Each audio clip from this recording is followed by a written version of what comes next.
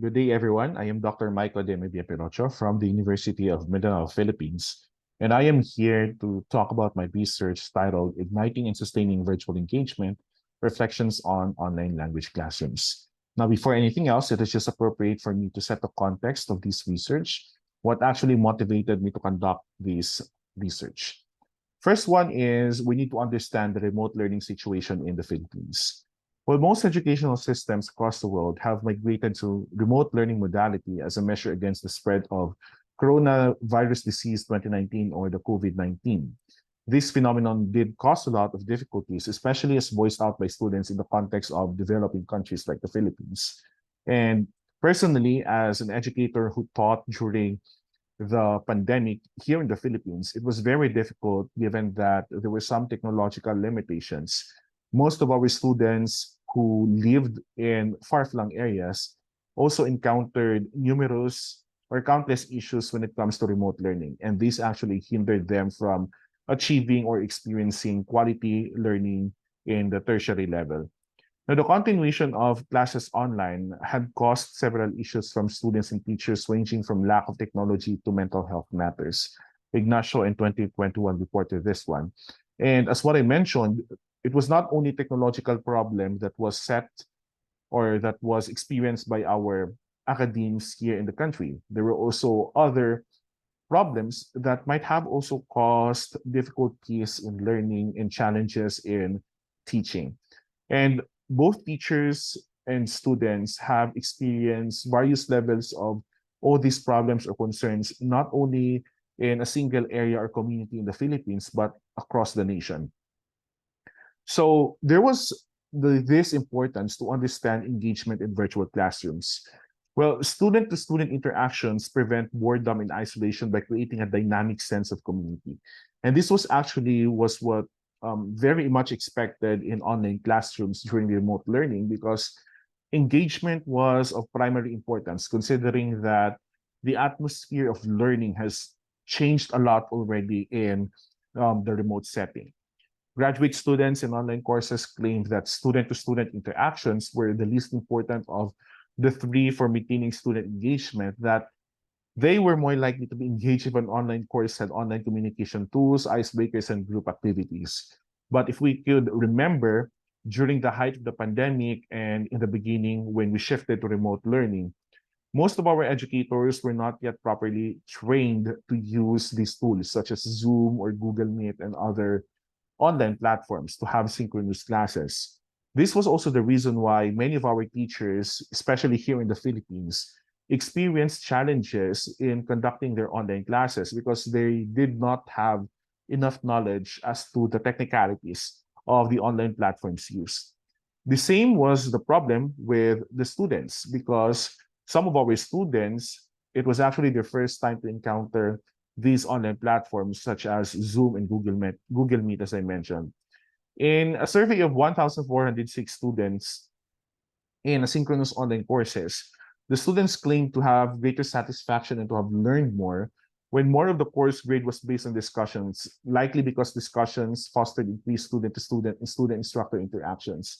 And I think one of the major problems during the conduct of online classes, especially in the beginning, was some of that professors or instructors did only teacher-facilitated learning. Well, this was the biggest problem, most especially for teachers who were not properly trained and teachers who might have not been acquainted themselves that much with these technologies that were used during the pandemic. And so we could not also blame the teachers because, training was scarce during that time.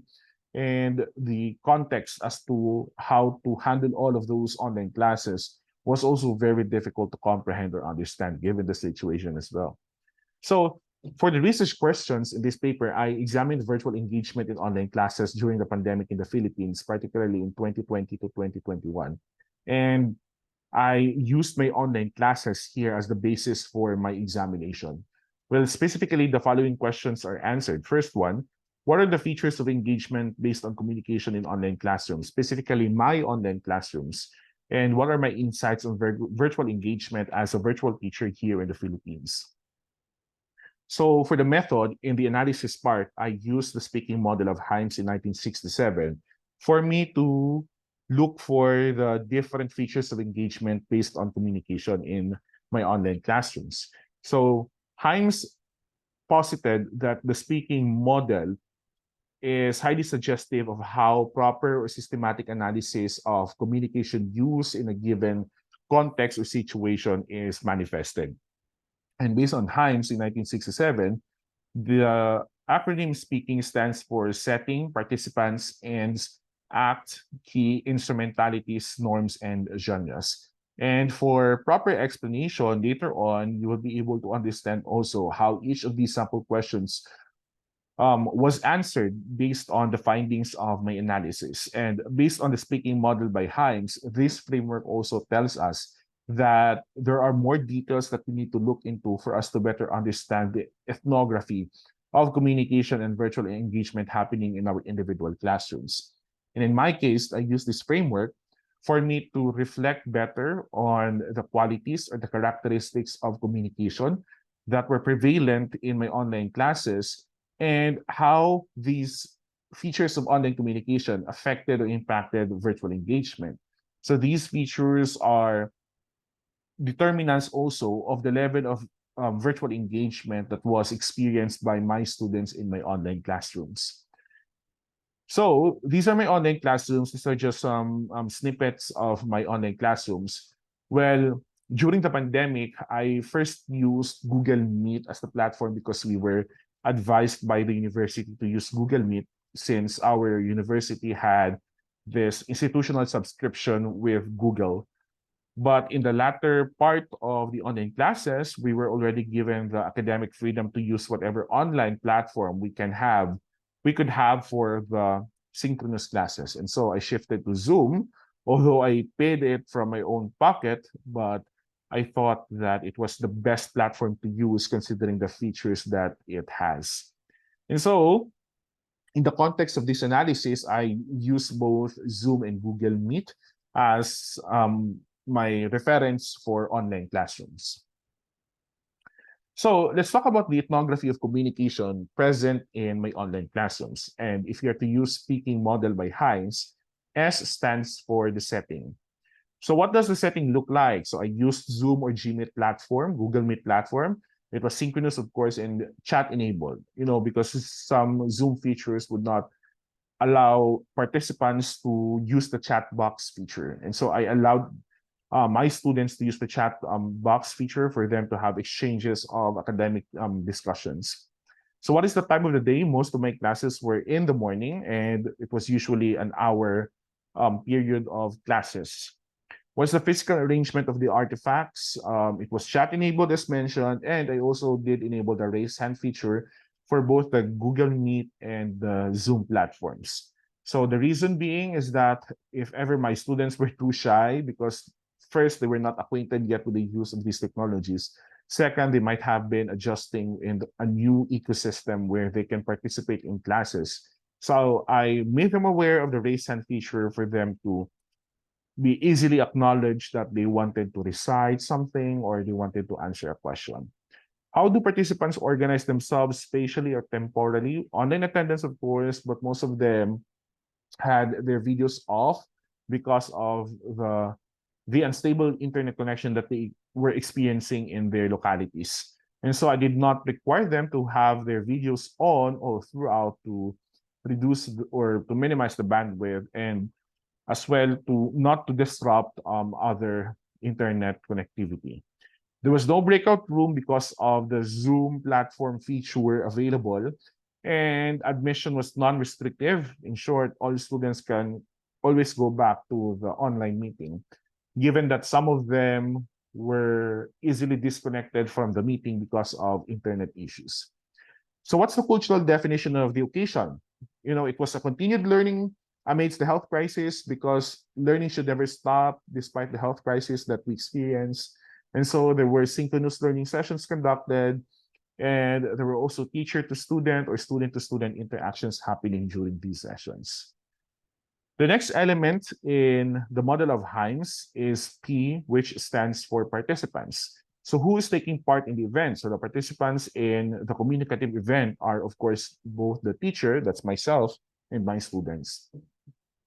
What's the observed or actual hierarchy of authority? Well, as much as possible, I don't want to impose any hierarchy, but there were also some barriers in terms of authority in my own classroom, considering that, sometimes students may get off the cuff when speaking, and so they may not be able to fully observe the kind of context that they were in during the classroom discussions. So the teacher was the facilitator, and my students were participants. So what are their roles and responsibilities? As a teacher, my role is the learning facilitator, and my students or learners were involved in the discussions. And then what are their rights and obligations? So as a teacher, my right is to speak, to start discussions, and to engage, while my students' rights include engaging and conversing.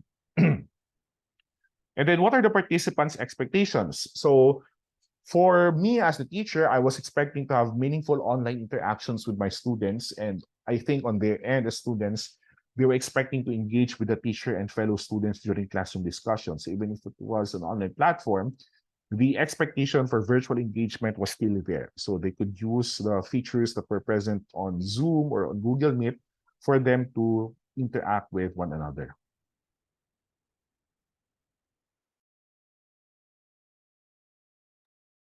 Next one is the end. Okay, the ends is actually the E in the speaking framework. And to better understand what ends are, first one, we need to understand the purpose or the goals of the communicative event. So what is the event about and why is it happening? So it's an online class or online classes, synchronous, and of course to conduct classes and continue with the learning journey. And then what goals are participants endeavoring?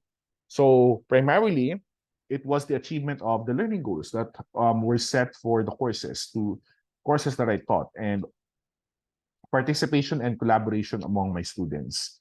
So what were the outcomes based on these goals? So what outcomes did the participants actually achieve? I would say there was attainment of competencies, because after the assessment, I found out that my students still learned based on the topics discussed and amidst the kind of modality or amidst the modality used in delivering the instruction. And of course, on my end as the teacher, there was also instructional delivery, and on the end of both teacher and students, activation of learning. Next one is A for ACT, sequential organization of speech acts. Is there a sequential ordering of speech act? If so, what is it? So what is the common flow of communication in my online classes? So there were prelims, of course, for example, some reminders, and then I usually start my class with an opening prayer. I do that one. And then there is also the motivational activity for them to activate their knowledge. And then we were led to our discussions. And in the middle of these discussions, there were also questions raised by the students. Although some questions were raised during the discussions already, I still allotted a forum or activity part where they can formally raise their questions. And of course, there were end matters for the homework, or some reminders, and then adjournment. So what's the message form? What channels and codes were in use? So in terms of vocal, of course, there were teacher signals and voice. So when I tell them, okay, good morning, let's start our class with a prayer, for example. So these signals would really prompt that we were to start our classes. And then students' responses could be oral or written. So they would say, okay, sir. Or it could also be written when they say chat box, good morning to sir. Or they could be also be non-vocal. Okay, they raise hands if they have concerns.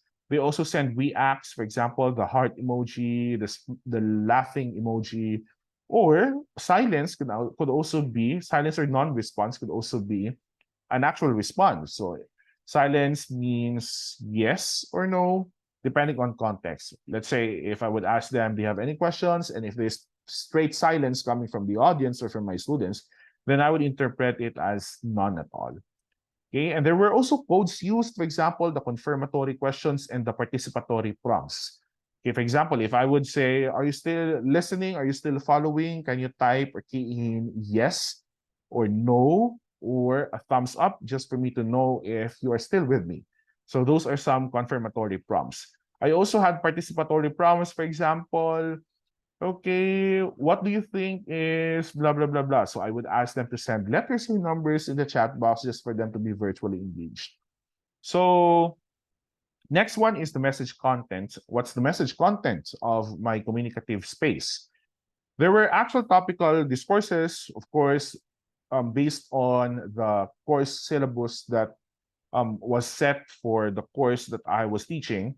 And then there were also non-essential communicative gestures, for example, the facial expressions, the noises, the disruptions, or it would also be the accidental unmuting of their audio, which would disrupt the classes. These are also parts of the message content, because without them, they would not complete the communicative event happening in my online classrooms. Next one is key.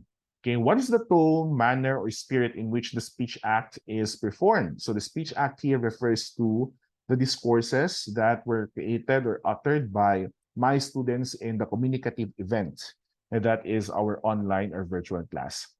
Now, teacher, myself, I used energetic intro to catch students' attention and generate class participation, because it's totally different from a face-to-face classroom already. So I had to double my energy just for me to ensure that my students are still following my discussion, or that they are still with us, given that my students also had internet issues.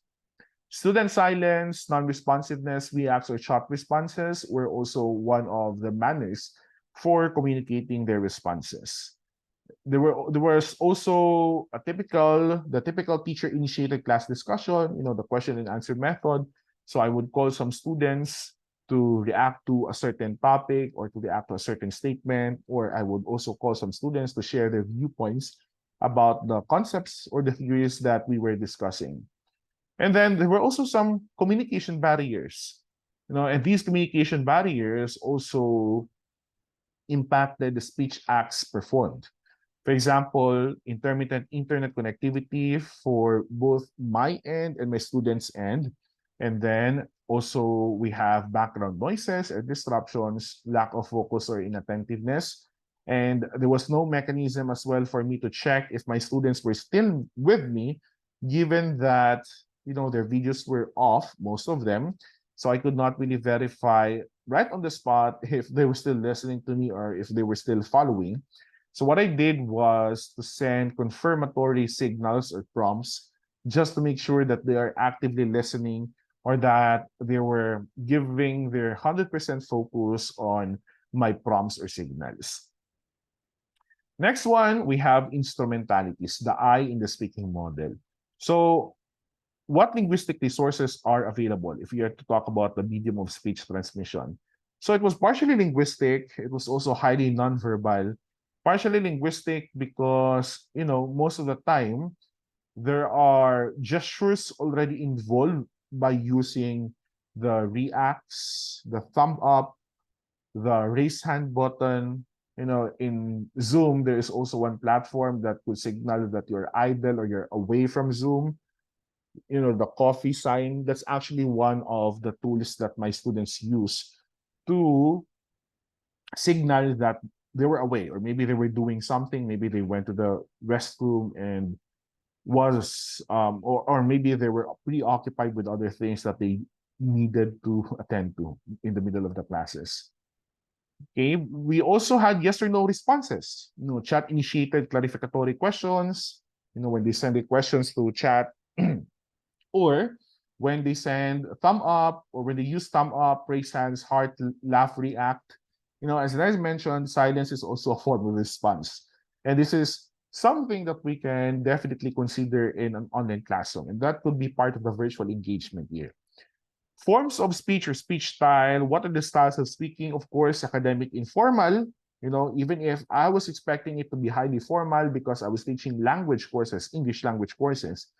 But with the kind of setup that we had, I would say that they were just using their home attire. They were not really dressed up for the classes. Some of them were just in their pajamas when they were having the classes. So definitely the kind of setup, the kind of atmosphere that they had where they were having their online classes also impacted the way they communicated. And so I would say that it was academic and informal somehow.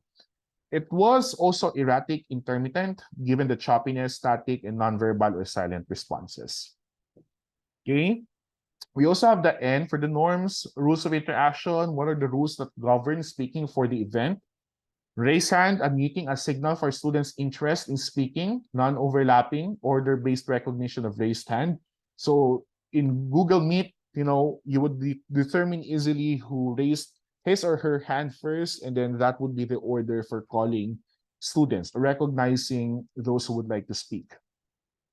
There was also leniency on my part in student engagement or responses because some of them might have had difficulties really understanding the lessons or following the discussion given the intermittent connection. So I also encourage them to review the recorded session just for them to go back to those specific times when they missed the talk or the discussion because of internet connectivity issues. Next one is in terms of norms of interpretation, what are the standards of speech and how are these breaches of the standards evaluated? Well, it was expected and it was also ideal in my class to use academic communication. It was also policy-based disciplinary in terms of evaluating and addressing breaches, and there was definitely open communication. So I did raise this to my students that if there were some violations with the protocols or the policies set by the university in terms of online classes, then the primary response would be to kick them out from the class or automatic unmuting. So they will not be allowed to speak at a certain period just for them to also realize that they committed something wrong in terms of how they communicated in online classes. And last would be genre. What is the type of event? Of course, online classes are academic or educational communicative events. In my case, the communication was just free-flowing. It was open, but it was regulated as well by the different policies and some rules set by the university as far as online classes or conduct in relation to it is concerned. Now, I would like to quickly talk about my insights on virtual engagement. First one, there have been changes in communication dynamics already, which are totally different from the face-to-face classes that we once had before the pandemic. The reacts, the emojis, the thumb up, the raise hand, all of these are good additions already to the kind of virtual engagement that we are expecting in remote learning. And these are all helpful, although this may somehow make some of our students idle or non-productive at all because, they would effortlessly send these reacts or click these different buttons or features on Zoom or Google Meet when they want to respond. I would also say that in most times there were teacher-initiated class engagements. The engagement was heavily facilitated by teachers in online classrooms. Well, at least here in the Philippines, in the case of the Philippines, because if there would be more, let's say, often breakout rooms or breakout sessions, it would be very difficult for the teacher. First, because it will be an added cost. Second, it will be very difficult for most students given the poor internet connection that we have here in the country. I also realized that silence can be a form of engagement. When they do not respond, then it's a response, and such a response can be counted as part of their virtual engagement already. However, we need to determine if these students really are being silent, not because they didn't want to participate, but because they just wanted to signal a message that my silence is actually a form of response already. Unlike in the classroom setting where face-to-face learning was still happening, you could easily poke on them and tell them to respond to the question by nodding or by observing other facial or hand gestures. There was also this necessity of prompts or signals, most especially when sending messages, because you need to signal them if there's a need for virtual engagement.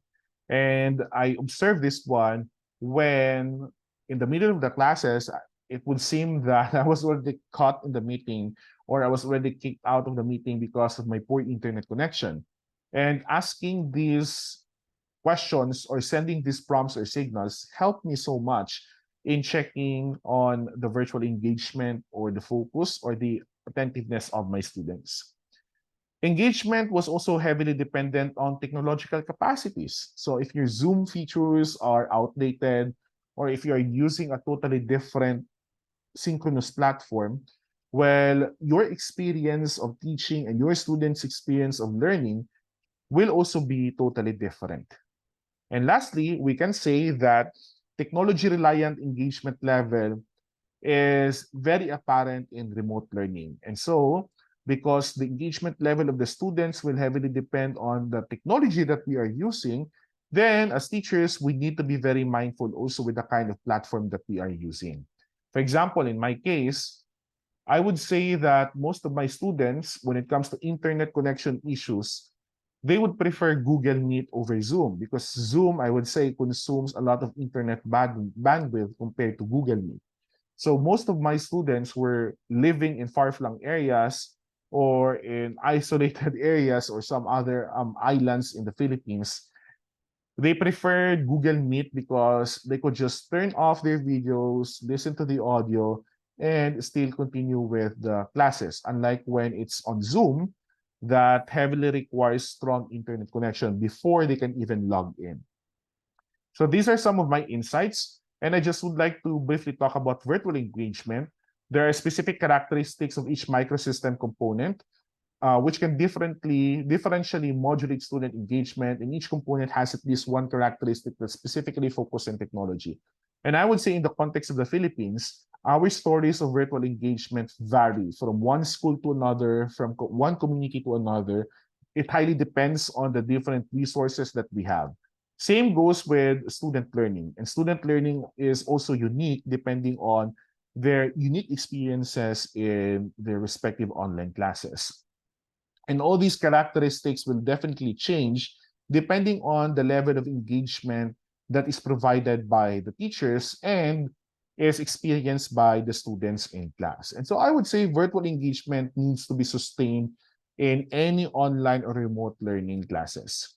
So in conclusion, igniting and sustaining virtual engagement as a process is definitely challenging depending on contexts. And it is more challenging for us educators here in the Philippines given some issues that might have hindered us during the pandemic, most especially in terms of conducting our online classes. Technology use or the technology being used could also be a big factor for achieving effective virtual engagement. And engagement should be both teacher and student initiated, in contrast to one of my realizations in the classes in which engagement is mostly teacher initiated to achieve a better quality of online instruction and learning. And I would say in order to achieve this, the kind of technology that we are using will also matter. So these are my references. And again, I would like to thank you for the opportunity that you have given me in presenting this paper. Thank you very much.